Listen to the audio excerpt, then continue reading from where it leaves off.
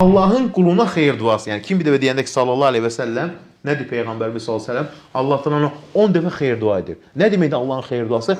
Yəni sən aciz qulu öz dərgahında, mələklər yanında təriflənirsən. Filan kəsin oğlu, filan kəs Peyğəmbərə çoxlu salavat deyəndir. Baxın, Suyutunun bu sözünü qulaqlarımıza sırğa eləyək. Nə deyir Suyut rəhiməhullah? İnnəmə xassatun, innəmə hiyə xassatun lihədil ümmə və ləm təkun fil üməmis səbiqə.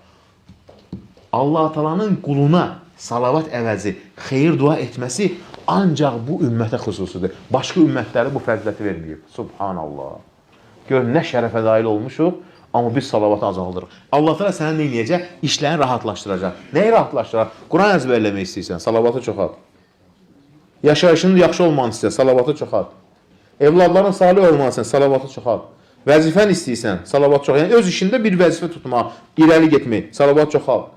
Və yaxud da ki, sənə yardım edəcək salih dostlar istəyirsən itaətdə, salavatı çoxalt. Elm tələb etmək istəyirsən və elm tələb etməkdə müvəffəq olmaq istəyirsən, salavatı çoxalt. Subhanallah.